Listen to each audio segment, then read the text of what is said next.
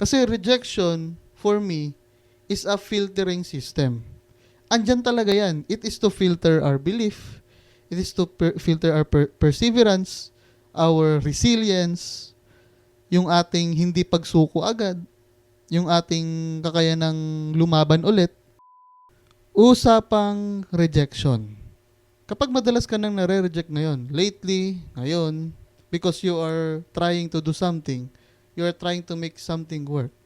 Tapusin mo tong video na to because I'm going to tackle what is actually rejection represent. Ang rejection ay hindi lang siya nangyayari. It's because hindi ka gusto o hindi para sa iyo yung isang bagay. May representasyon siya na it's an indicator actually sa isang mas malaking importanteng bagay. At pag-usapan natin yan dito sa video na to. Hi, kung ngayon lang pala tayo nakita ko nga pala si Kyle. At ngayon pag-uusapan natin ang rejection. Pero before tayo magsimula, magkikwento muna ako. Kung gagawing MMK yung buhay ko, sa ngayon 23 years old pa lang kasi ako ngayon. So, kung i-MMK yung buhay ko as a 23 years old, malaki ang chance ang 80%, 90% ng ire-represent ay rejection ko. Kasi sobrang dami kong rejections. Nung ako'y sasabak pa lang sa pagiging virtual assistant, nagsimula kasi ako, graduate ako ng senior high school, at yung una kong corporate, yung formal talaga na employment, is banana chip cooker ako. And gusto kong tumalon sa pagiging bookkeeper or accounting as a VA. So, medyo challenge sa akin yun. And for the record, gusto kong pasukin yung isang bagay na napaka-crucial na kailangan ng degree at kailangan ng experience. At parehas akong wala nun. At sobrang bata ko pa nun. I am barely 19 or 20 sa mga edad na yon when I tried to pursue sa pagiging VA. Ang pinakaunang rejection na naharap ko ay nag-attempt kasi akong pumasok sa opisina sa pagiging banana chip cooker ko. Opisina, gusto kong mag-back office. Gusto kong maging accounting staff sa loob. Kasi mayroon akong certification noon na marunong na ako gumamit ng accounting software na ginagamit sa US. And coincidence na yun din pala yung gamit sa opisina. Sabi ko, ma'am, meron na po akong certification yan. Marunong na ako gumamit niyan at pwede ba akong mag-intern kahit na wala akong experience at degree muna? Kahit wag niyo akong sahuran. Kasi nagpupurso na ako noon na maging VA. So, ang unang pinurso ko, experience para makatagos ako sa pagiging VA. Yun nga. Yun yung una kong rejection. Kailangan talaga nila, crucial para sa kanila yung degree. At the same time, napakabata ko pa para mag-accounting staff nung mga panahon na yon. At siguro malaki din ang tsansa dahil andun ako sa production, nagluluto ng banana chips. Yung pinakaunang rejection ko related sa pagpurso ko sa pagiging VA. Now, pag-resign ko nun, kasi nag-resign na ako. Pag-resign ko nun, kasi gusto kong mag-focus at mag-onboard ng foreign clients, rejection dito, rejection doon. Halos magkakamukha ang mga sabi nila sa akin. Kasi wala daw akong degree, wala akong experience, at sobrang bata ko pa. At minsan, nababanggit sa akin na yung communication skill ko is not enough. Kasi sobrang bata ko, pag-graduate pa ako ng senior high school, hindi naman ako mahilig magsalita dati. Napakamahiyain ko. So, nag-expect na ako na utal-utal talaga ako mag-English, putol-putol, hindi ako marunong mag-formulate ng mga sinasabi ko. Rejection dito, rejection doon. 2 months akong tumatanggap ng rejection. Pero through time, nag-i-improve yung pagsasalita ko. Kumakapal yung mukha ko. Namamanhid na ako. At I still keep going on kasi wala akong choice that time. It's because wala akong degree at wala akong experience. Pagiging VA lang ang isang way na alam ko para makapasok sa accounting na work, na accounting na trabaho, nang hindi kailangan ng degree at experience. Kailangan ko lang talaga siyang gapangin. Hindi ko alam kung possible siya sa panahon na yon. Kasi marami akong napagtanungan, wala akong na-meet na kaparehas ko ng senaryo, kaparehas ko ng sitwasyon. So, kailangan kong gapangin, kailangan kong madiskubrihan yung industriya kahit na wala akong reference kung possible ba siya o hindi. Tinatanggap ko yung rejection dito, rejection doon. Hanggang sa nagkaroon din ako ng client finally. Pero yung client na yon, hindi ko siya nakuha dahil na-interview ako. Hindi ko siya nakuha dahil qualified ako. Nakuha ko siya dahil sa isang referral. Kasi natanggap ko na wala talaga akong chance na ma-hire kung qualification ang basihan. 4 years ago yun, pandemic, wala akong degree, wala kang experience. Talagang sugal, talagang gambling yung tinalon kong industriya.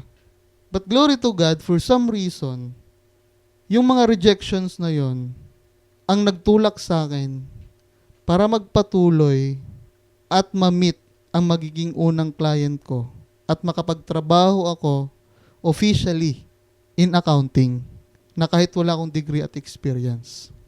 Napagtanto ko sa napakahabang panahon na nare-reject ako sa buhay, ang rejection, it's not something na indicator na hindi para sa iyo yung isang bagay na yan. Actually, may marami siyang representation. It shows what you actually want. Pinapakita lang ng rejection o pinaparamdam lang ng rejection, sinusubukan ka kung ano ba talaga yung gusto mo. Despite na ang dami kong rejection sa buhay, ang dami kong rejection sa pagpurso ko ng pagiging VA, alam ko talaga na yun yung gusto ko. Kasi despite sa napakaraming rejection, guys, 2 months kang tuloy-tuloy na rejection, 2 months ipinapamuka sa'yo, wala kang degree, wala kang experience, napakabata mo pa, hindi ka marunong mag-English, 2 months kang ginaganon, tuloy-tuloy, talagang mangangarag ka, talagang manglulumo ka. At yung iba, hindi lang 2 months. May iba, 5 buwan. Ang iba din, halos 1 taon bago makakuha ng client na gusto nila. Pero despite kasi sa mga rejection, it concludes na gusto mo yung isang bagay na kahit reject ka ng reject, nare-reject ka ng nare-reject, pinupurso mo pa rin siya. It just shows, it's a representation o sinusubukan ka kung gusto mo ba talaga yung isang bagay. Actually, maraming beses din ako nagtatry ng business. Kapag matagal na tayong kaibigan, matagal na tayong friends sa Facebook, or sa kahit na anong social media platform, alam mo kung anong ginagawa ko sa personal kong buhay. Especially when it comes to business. Marami akong sinusubukan na business. Kaso nga lang, because of may mga circumstances, may mga rejections, merong mga bagay na nangyayari, kapag tinamaan ako nun, marirealize ko na hindi ko pala talaga siya gusto. Kasi kahit na sabihin sa akin na napakaliit lang ng problema mong hinaharap ngayon sa negosyo pero sumirit ka na, sumirit ako eh. Yun yung indicator ko na hindi para sa akin yung isang bagay. Kasi hindi ko talaga siya gusto. Kesyo ditong pagiging VA ko. Hanggang ngayon, nare-reject pa rin ako. Pero I still commit o I still pursue pagiging VA. It's because hinuhulman ito o pinapamukha ng rejection sa'yo kung gusto mo ba talaga yung isang bagay. That's why we need to test. That's why we need to take risk. Kailangan natin maintindihan na ang rejection at ang pag-take risk is a part of the formula para malaman mo kung gusto mo talaga yung isang bagay. Kaya tumesting ka lang ng tumesting. Mag-execute ka lang na mag-execute. It's because rejection ang mismong magpapamukha sa'yo kung gusto mo ba talaga yung isang bagay o hindi. Ayos? Okay, yan yung isa sa mga representation ng rejection. Okay, next. Isa sa mga representation ng rejection ay it shows what you actually need. Ang rejection, sometimes, it's not a representation na nag-fail ka. O, it's not a representation sometimes sa kung anong gusto mong mangyari sa buhay mo. Minsan, it represents o nagpapakita to sa'yo ng indication para harapin kung ano ba talaga yung kailangan mo. Hindi kasi lahat ng mga gusto natin mangyari sa buhay natin ay kailangan natin. Minsan pinapamukha sa atin ng rejection na yung mga gusto natin is not something na dapat nating ipursu sa ngayon because may iba ka pang kailangan na gawin. Rejection is a redirection para ma-realize mo ano ba talaga yung kailangan. Ano yung dapat urgent, anong dapat i-prioritize. Minsan nahihibang tayo sa mga pinupursu nating mga bagay. Nakakaligtaan natin na may mas importanteng bagay para dapat tayong ayusin before natin makamit yung mga gusto natin sa buhay. Nung napapanahon na nagpupursu ako na maging VA, I really thought na kailangan ko lang ng unang client, kailangan ko lang ng degree, kailangan ko lang ng experience, kailangan ko lang na tumama ng isang beses para tuloy-tuloy na magka-client ako as a VA. Pero na-realize ko na ang kailangan ko is actually the rejection, basically. Pinamuka sa akin ng rejection o pinapamuka sa atin ng rejection na ang rejection, kailangan din natin yun. Hindi lang natin siya kailangan, nire-redirect tayo sa kung ano dapat yung kailangan natin gawin. O anong dapat nating kailangang unahin o i-prioritize. So kapag nare-realize mo ngayon na nare-reject ka ng nare-reject, maybe it's something na kailangan may baguhin o may kailangan kang dapat ayusin para makuha mo yung actual na gusto mong pinupursu mo ngayon. Okay, ayos? Okay, next. Isa sa mga representation ng rejection ay ang it represents and it shows you what needs to be changed. Kapag nare-reject ka ngayon sa buhay, no, nare-reject ka in general, job application, business, personal relationship, or any aspect sa buhay mo, if you face rejection, minsan it's an indicator na dapat may baguhin. Na dapat may kakaharapin kang dapat mo nang harapin. It's because when you assume na mababago yung isang bagay while doing the same thing again and again, that's actually not gonna work. Same approach lang ginagawa mo. Same approach lang yung pag-e-execute mo. Sa pagiging VA ngayon, hindi na masyadong gumagana ang traditional na mag-apply ka sa platforms, napaka-crowded na ngayon yan.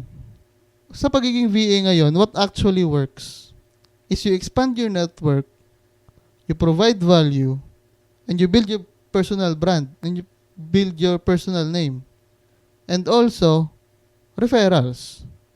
Yun yung pinaka-highest chance na ma-hire ka. At the same time, yun yung highest chance na ma-hire ka despite na wala kang experience.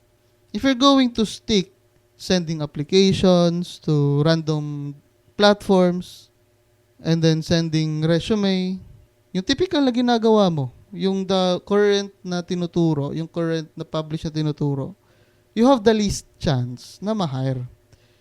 And that's an indicator that you need to do something. Actually, kaya ako na-hire dati sa una kong client, kahit na hindi ako qualified as per se and the standard sa current market nung 4 years ago, is because I did something na hindi ginagawa ng iba. Kailangan ko gapangin ang sarili kong pangalan para maging credible ako. Nag-content ako, I became public. Since na nag-start ako na maging VA, public na akong tao. So, kapag isi-search mo yung full name ko sa any browser, hindi ako mahirap hanapin. It's because yun yung way ko to compensate na wala akong degree, wala akong experience, but I want to be trusted. Because I took rejection as a personal indication na I need to do something or I need to do change in order for me to cope up. Rejection is sometimes an indicator na dapat may baguhin. Bakit ko ba sinishare to sa inyo? Pinaniniwalaan ko kasi, ang rejection is hindi siya something na dapat kinakatakutan. I personally believe, pinaniniwalaan ko personal, na ang rejection is an indicator na malapit mo nang makuha ang isang bagay. Malapit nang i-reveal sa iyo ng Diyos na ibibigay sa iyo yung isang bagay.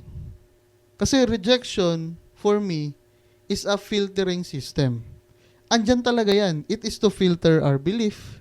It is to filter our perseverance, our resilience, yung ating hindi pagsuko agad, yung ating kakayanang lumaban ulit. It's actually an indicator. Kaya the more na you are rejected in life, the more na you are criticized, yun yung pinaka-indicator na you should continue. Yun yung pinaka-sign mo na magpatuloy ka. It's because malapit mo nang makuha ang gusto mong makuha.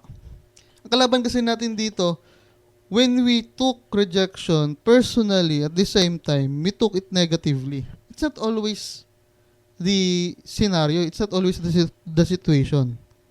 Delikado yan, yung inisip mo na rejection is a bad thing. Hindi. Kailangan lang natin tanggapin na ang rejection, andyan talaga yan. Kailangan mong harapin yan. It's because it's an essential factor. It's an essential element para maging prepared ka sa kung ano talagang hinanda sa iyo ng Diyos para makamit yung mga desire mong mabuti sa puso mo at maging prepared ka sa blessing na darating. Kaya let's face together the rejection. Nakakatakot siya, pero it's the main reason as well why things are worth it. Hindi mo mararamdaman na worth it yung isang bagay pag nakuha mo siya ng madali.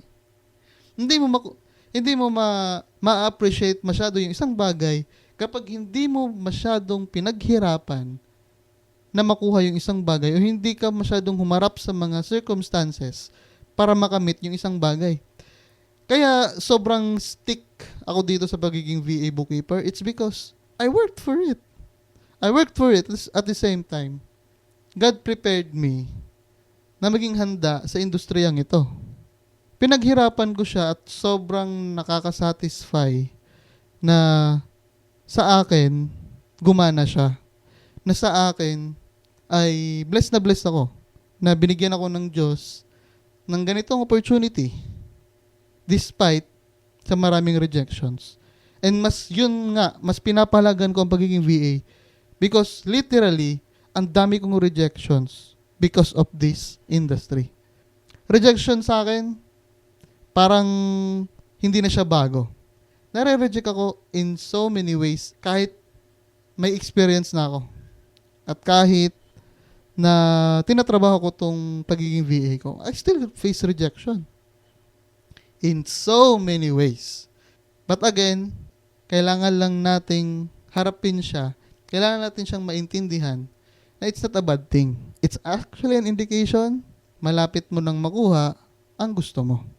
At syempre, huwag kakalimutan na ipagdasal, mangingi ng discernment sa Diyos, at dapat may mabuti tayong intensyon para ibigay ng Diyos sa atin o maging deserving tayo sa mga blessing na darating sa atin. At gusto ko palang i-share sa inyo na meron tayong librong Freelance Bookkeeper Real Talk.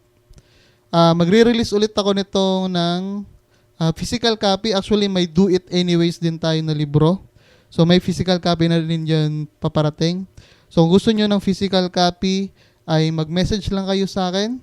At yung sa Do It Anyways as well, pwede mo ding i-message sa akin yun. If you want to access this for free, click mo lang yung link na nasa description, nasa comment, o kahit saan dyan na may nakalagay na link. Para makuha mo to ng libre, join ka lang sa ating Discord community. Ayos, maraming salamat sa tiwala nyo sa akin. Maraming salamat sa hindi pagsuko. At huwag kalimutan na magdasal palagi. Mahal kita, mahal ka ng Diyos. At bye-bye.